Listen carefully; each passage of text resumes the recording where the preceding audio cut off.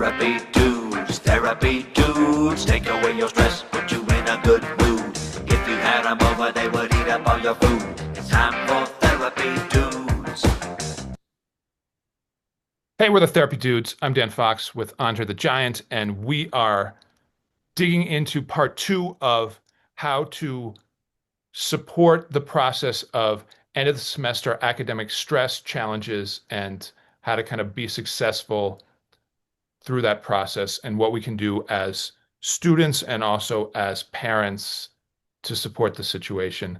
This time Mm. around, we're focusing on more of the parental options that we have. And before we dig into that, I just want to shout out our sponsor, Boulder Psychological Services.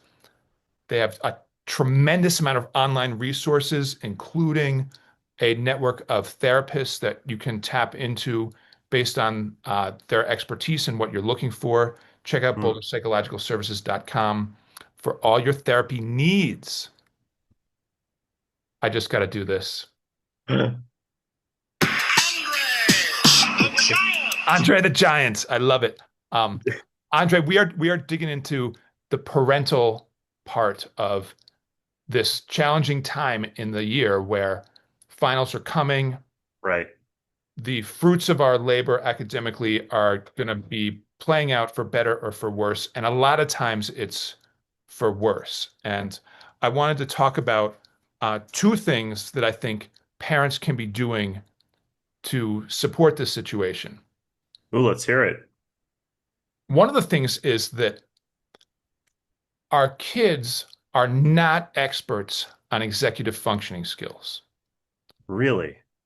Shocking, I know, but to break down executive functioning skills, right? It's like the executive, the boss part of your brain, the part that decides what am I going to prioritize? How am I going to like break down a task and accomplish it? How much time do I need to allot for different things, right? It's sort of like the management part of the brain when it comes to tasks, Mm. right? Being able to handle all that stuff is kind of loosely categorized as executive functioning Mm. skills. And Okay. even though we really want that for our kids as they go through high school and college, a lot of times it's not until we're in our 20s that we can really devote the kind of practice and time and attention that are necessary to level up those to like a kind of mature adult strategy. And part of the reason for that is that so much during adolescence is shifting in the brain that affects our social and emotional world and demands attention on the social and emotional level, that stuff is kind of prioritized in our neurology as more urgent to True. manage. So Yeah. if we're feeling anxious or depressed, the idea of like, well, did you put your homework assignment in your planner? And are you like relating to your Google Calendar? And, have you looked ahead on the syllabi of these different classes to, figure out what's coming next week so that like that kind of stuff just seems so like trivial and annoying in comparison to our concerns around identity and social connection and managing these new thoughts and feelings that are very powerful, right? During adolescence, our kids are often feeling these emotions and the fallout from experiences in their world at like 10 times the neurological intensity that we do as adults. Mm. So for us to be like, but in the last 2 minutes of class, you didn't make sure that you wrote down in your planner what was going on in the class and what you needed to do that night for every single class, 7 times a day, 5 days a week. Like, what's the matter with you? It's like there's way too much going on to be able to just slow it down I mean, I immediately. probably wouldn't even do that at my age right now. I don't think you do, judged I on I the don't. the amount of times you've missed or had to reschedule or no showed. It's I just if there's a way, I'll find it, That's how I live my life. if What are you you if there's judging me? Are you shaming me? I'm just trying to reflect back in a mirror what I'm experiencing. If you have Well, you love me, I know that, so it must be working. no, it's totally working. And in truth, like you have a dialed it in and here we are like, 2 years into our journey with this podcast and you're showing up and you've got some like awesome momentum and energy for it. Thank you. The And whole first year I was attacked by this stalker. So, there was that guy, right, right. When our when number there's one something fan. more neurologically urgent to deal with that's affecting our nervous system, Yeah, like piddling around with executive functioning strategies is just not what our brain can like dial in. And that's true. and yeah, this has been like a big couple of years for you, and you're still showing up. So Thanks, that man. was that was a poor job of me making fun of you. I give myself 1 star. Oh, I didn't know you were making fun. I thought you were just being nice. You th you thought it's just giving you useful No, no, I feedback. was I was pretty bad for a while. I was canceling a lot. Yeah. Yeah. I thought you were just being honest, but no, you've carried the podcast for a while, so thank you. I'm gonna plan on bringing in some topics myself, starting maybe next week or the week after, and Dan and I are gonna take turns sharing topics. But Dan has been carrying the podcast because I have had some weird experiences since 2024. Well, and to give you your due here on that one little moment where I did them solo, it Mhm. was miserable. They were Oh, I had an audience member reach out and be like, "Can you please get back on?" I'm not surprised because our number one fan was like, we really need Andre there. Our number one fan was like, "How am I gonna stalk this guy?" I know. But so, thank God for restraining orders. Um, I'll just say this, it it's it's been really impressive that you've held it for this long. So thank you.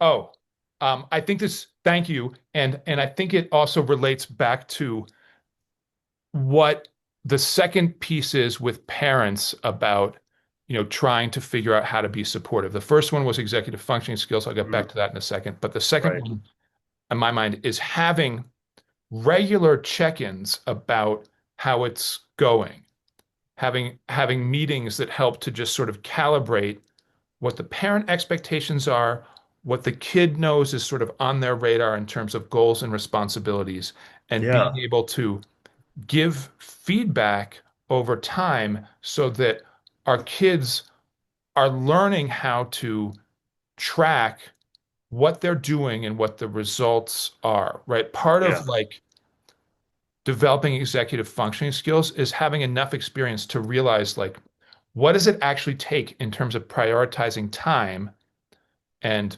focusing on breaking down tasks into meaningful parts that's actually going to work. Mm-hmm. And without support, right? It's not, these meetings aren't primarily about accountability. They're about having an opportunity as parents to be Like what really will work here? right and to be going through that stuff together. When I do these meetings with my kids, we're getting on Infinite Campus at least once a week with my eighth grader right now and going through, what the upcoming assignments are, how to like navigate through the different platforms that different teachers are using to, explain what the work is and what the expectations are, and just how to be like tracking that and having that kind of conscious in your mind as you're going through the steps. Because I mean, I work with college students who don't have the foggiest idea of when upcoming exams are, what the homework is for a given week. It's not like right there in their sort of active memory because they haven't been tending to this like check-in and sort of game planning piece of executive functioning that is really necessary. I do this a lot with people in college where I will like make a spreadsheet for them as we're talking and I'll be like sharing it on the Zoom and will be going through the different classes and what the different pieces are and imagining how much time it's going to take and what the deadline is so they can get the whole picture in front of them because often they're But just but like to do that, you have to have your stuff together as a parent, and you have to know how to emotionally regulate, and you have to be able to put your stuff aside, and you have to be able to, have the energy to do stuff like that. I think a lot of parents get resentful that their kids can't just do it. I think that's absolutely true. That's absolutely true. And there are some situations where it's just right, like life is tricky. And to be like now you have to like manage all the missing parts of what's going on with your kiddo, like that can be too much. And I know for myself that I've done a better job. I have four children, right? I've done a better job supporting all four kids in like the last 2 or 3 years Mhm. than I was earlier on when it just felt like The chaos. the chaos and like the survival needs and all that. So my older kids who are now in college, I do have a weekly time where we check in and we go over assignments and look at like Canvas, Oh, which is the platform for that stuff, and just set goals for the very week. kind of you. Well, I I feel like it's something that as a like older middle-aged adult, um, that You're our not brain old. does this stuff all the time, right? The executive functioning skills that we want our kids to somehow magically possess, we've been Hmm. practicing for decades because at a certain point in life, a lot of things start to be just sort of familiar problems in terms of like grocery shopping or paying the bills or figuring out what your schedule is for work and what you've got to prioritize. And we're dealing with the same challenges over and over and over again. And we eventually like level them up and figure out how to like actually use a planner or a calendar and not miss meetings or appointments. And that often, right? It isn't like, oh my gosh, if you don't have this figured out in high school, like you've missed the critical window of learning. No, often like executive functioning skills really start to like get developed in our 20s and 30s when we have more bandwidth for this stuff because it becomes a Yeah. bigger focus and the social and emotional challenges of adolescence have kind of resolved themselves. I So would say like once you hit 30, that's when it really starts locking in. I don't, I think people in their 20s are still too young to get most of this down. are you 30 yet? No, but thanks for asking. I'm a little bit behind. It's okay, No, man. I'm no. slower. Have some Andre compassion, is Dan. seasoned. We're just joking. He's old. Um, If there's a way, I'll find it. if there's a way, I'll find it. Yeah.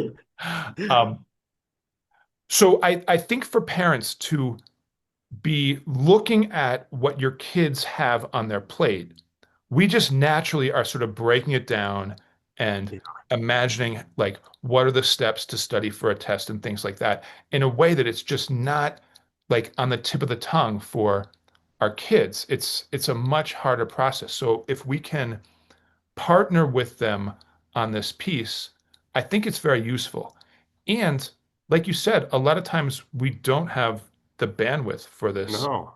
as parents. Like the things I've been going through the last 2 years, and like there's grief now that my father passed away, and there's just like life hits you sometimes as a parent, and you have to find a way to help your kids develop and build these skills while you're trying to survive and hold your own obligations uh, at a successful way.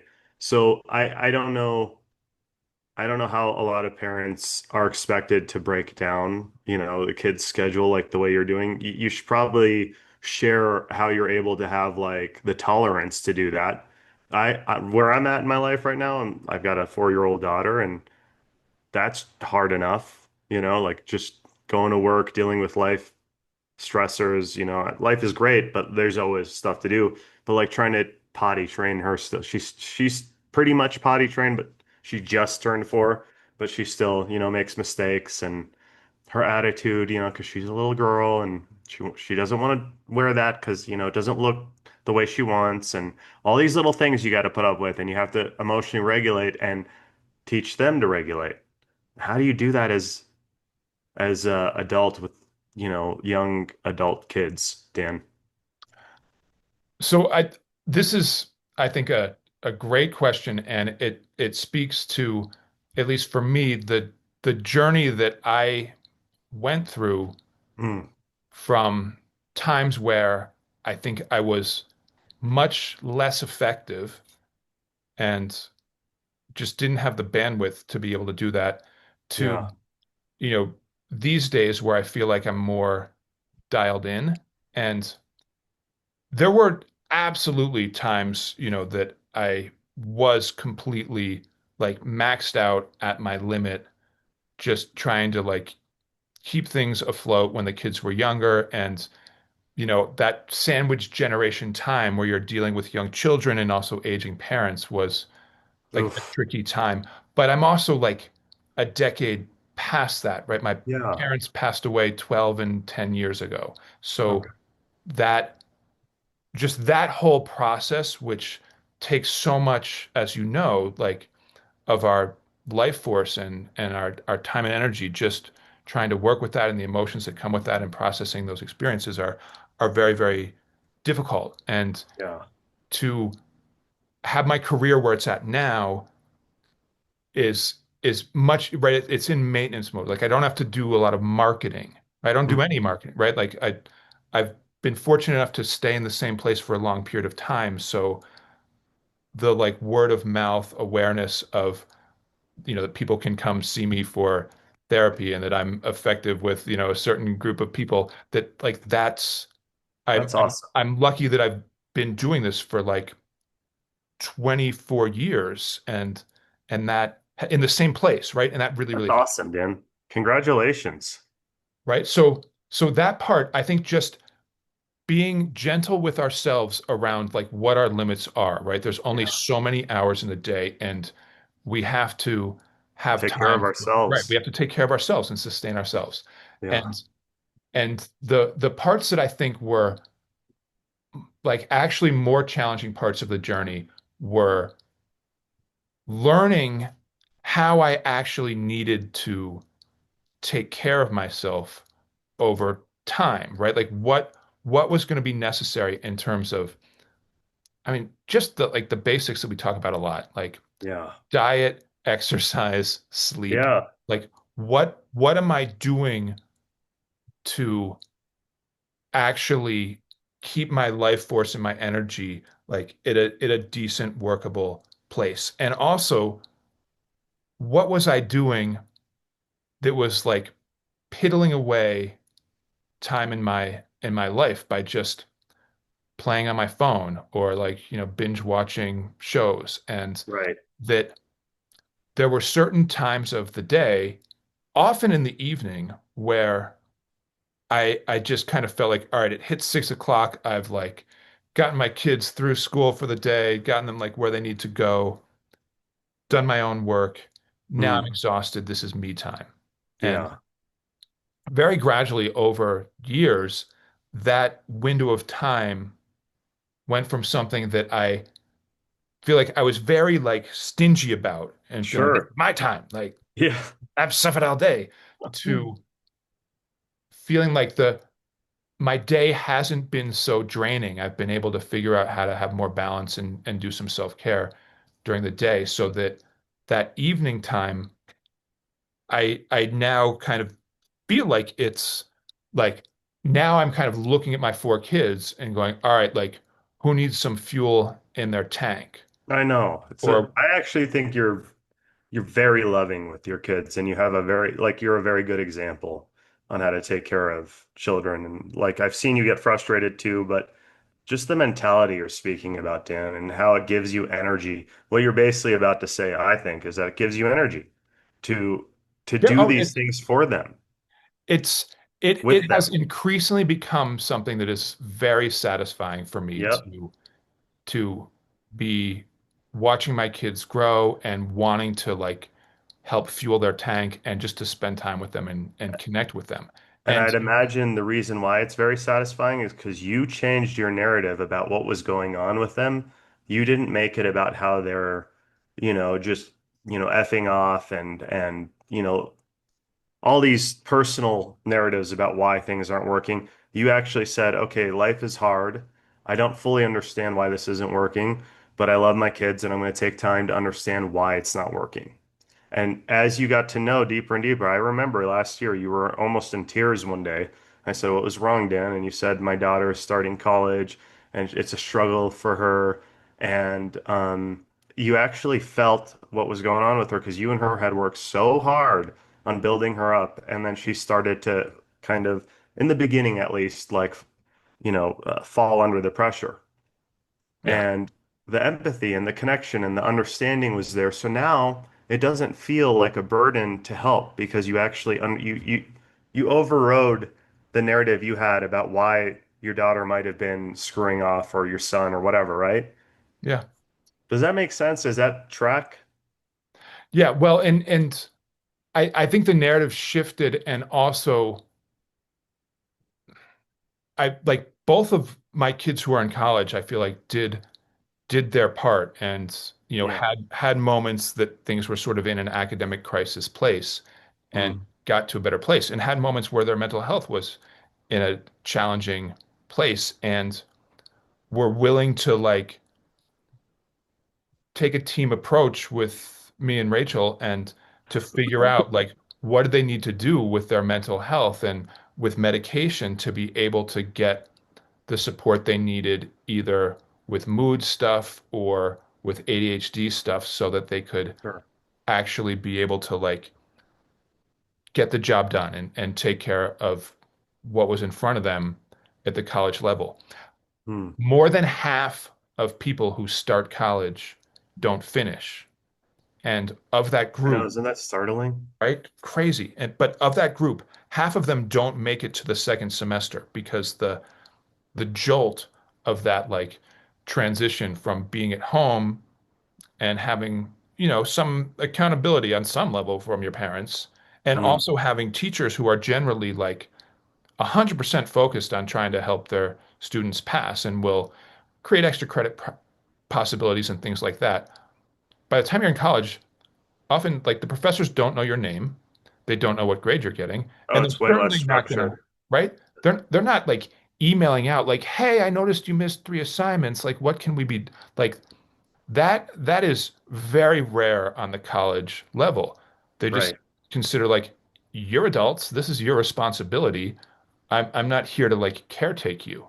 And that's very jarring for a lot of young people, coupled with this like now there's this overwhelming like endless social opportunity and a lot of distractions that were more like moderate when people were in high school. So it's a tough transition. Um, I would also say that the other part of the narrative for me that changed was I remember for many years feeling like I could never show up either as a parent or at my job in the way that I wanted to do, and that Mm. I was resentful of both. I was resentful of my job when it was taking me away from family time, and I was resentful of my family when it was taking me away from my job. It And was out of balance. yeah, and I think a lot of that was just having this kind of like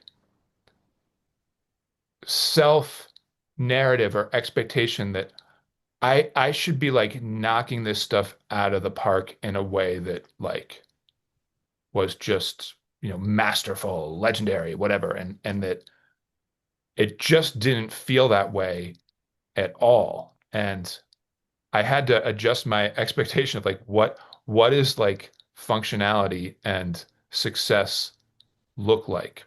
Because if my expectation was, oh, I'm gonna become like a therapy legend. Like I'm gonna be the next like Oprah Winfrey Oh or my God. you know I'm write rooting for write you. all these books that become like classics or like that was young, kind of prideful, ego Yeah. like energy that needed to be like really adjusted and let go of so that I could actually appreciate, What what I you was doing have. with my career and what, Yeah. right, like what was actually on the table and not have the sense of like, if I'm not like somehow the best of the best and my name is known or something that, or like my kids are also the best of the best and they are like, going through their journey academically and socially like, ninjas just destroying everything and having their name on plaques at the school. Like what is that? Like I think for me it's like, That's ego. yeah, and it's also I think a a trap that privileged white men fall into of feeling like, oh, like I'm either the best or I'm the worst and I have to Mhm. like everything I touch needs to like turn to gold. And Well, you're pretty great, Dan. You done good. I appreciate that. It's very easy for my mind when I hear those things to just immediately go to like my running list of regrets and failures. So Oh, I got plenty of those. just to We like both do. counteract whatever that like, but thank you for that. I appreciate that. Well, Um, it's the truth. And you should just allow yourself to feel that. well, and But I think that that's where I've come to largely over the years is just uh, an acceptance of, you know, who I am and what I'm doing and a gentleness on my process so that it doesn't feel as like apocalyptically urgent or stressful and that it's just like I've kind of found my rhythm with family and work in a way that um it's makes it rewarding. just, yeah, it's and there's like a rhythm to it and it allows me to have the bandwidth at 6 p.m. to be able to be like, oh cool, I'm gonna like, dig into what's going on for my kids. It took my father's death for me to like snap out of it and really my patience was kind of dwindling because I've not been good at balancing work life and the stressors that you've watched me go through over the last couple of years. But um, I think patience comes from a place within you where you can reorient your reality by asking yourself, why am I frustrated right now? What is the narrative I have about why this isn't good for me right now, like spending time with my kids or helping them or what is wrong? What is actually wrong? Like checking in with yourself. And for me, I've been doing that a lot lately. So, because my daughter's in that challenging age where she's pushing back against everything, which is fine. I know at the end of it, she wants me to just kneel down and hug her and slow down. And sometimes I just want to go because I got clients. I am tired. I want to go to bed. I want to, like all these things. I just have a busy schedule, but you know, slowing down and telling yourself, why would I be frustrated at a 4-year-old who doesn't know how to communicate, doesn't understand how to emotionally regulate, and just looks at me for comfort? It like changes the way I feel, right? Yeah. Yeah. And you've done a Well, good job of that. thank you. Well, and I gotta say that the way that you've like worked with your father's death as a like kind of personal call to action to embody the things that he's done as a father and to wanna, bring that to your own kids is it's just like beautiful and very touching for me and Thank you. I appreciate that. And I also want to say that, you were like, I wasn't, doing very good with all this stuff over the last couple of years. From my perspective on it, Hmm.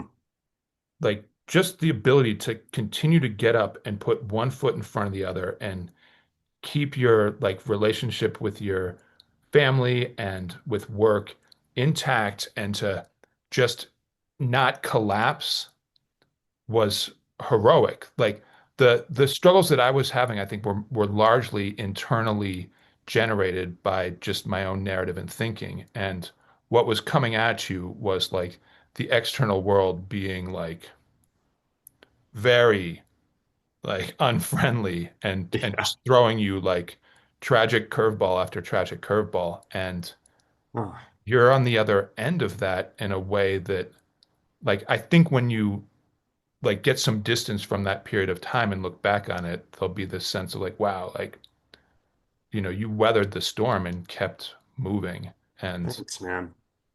yeah, Well, you were a big part of that support, so thank you. absolutely, absolutely.